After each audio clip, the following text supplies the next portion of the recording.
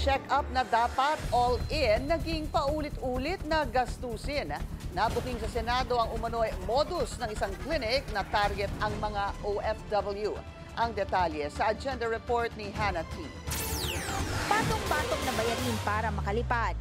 Yan ang umano'y modus ng isang medical provider sa mga OFW, kung saan pinagbabayad ng hiwalay na confirmatory test, kahit dapat kasama na ito sa paunang package nila ng check-up.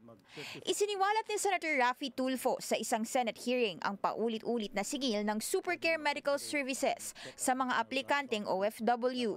Ito yung modus operandi nitong ito. First check-up ng isang would-be seaman. Paglabas ng result, nagbayad. And if paglabas ng result, sabi, another check-up for confirmatory. And then lalabas ulit yung result, so naka 1313, di 26. Ay, meron naman kami nakita. Confirmatory ulit. So, 39 na. Ganon kamandurugas ito. Balik-balik yung ating Anya, dapat libre na ang confirmatory test at di na ito pinapatong pa sa gastos ng OFW.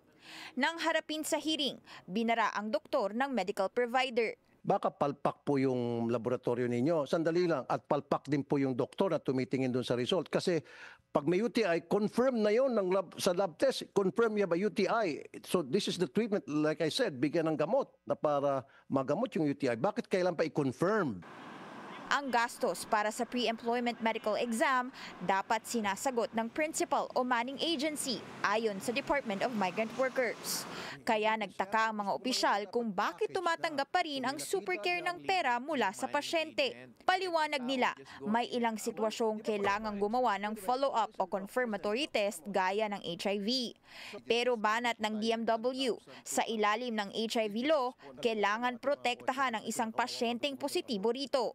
You're doing the reverse, Mr. Chair, kasi lalo nyo pa siyang dinidiin at ini-embarrass nyo pa siya with further checking, and not only that, you're making him pay or her pay for the additional test. Inalam ng komite kung ano-anong ahensya ang pumayag sa sitwasyong ito at pinaiimbestigahan na sa DOH ang Supercare. Pasensya na po, Doc, ha? But I will do everything. Bibilisan ko na para mawala na kayo ng hanap buhay. Maghanap na lang kayo ng ibang trabaho. Negosyo, wag yan. Inaaral na rin ng komite kung paano mahuhuli ang mga medical provider na nagbibigay umano ng certificate sa mga OFW kahit di naman pala sila fit to work.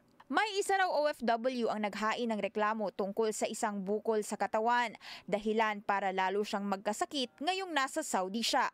Sabi ng DOH, may ilang ospital lang kasi sa Pinas ang accredited para sa pre-employment medical exams ng mga OFW. Sang-ayon yan sa RA 10022. Agad na alarma ang senador at sinabing dapat maamyendahan ito. Nasa poder na ngayon ng ilang Pinoy health officials ang nasabing biktima at target pabalikin sa Pinas sa June 2. Para sa agenda, Hannah T, Bilyonaryo News Channel.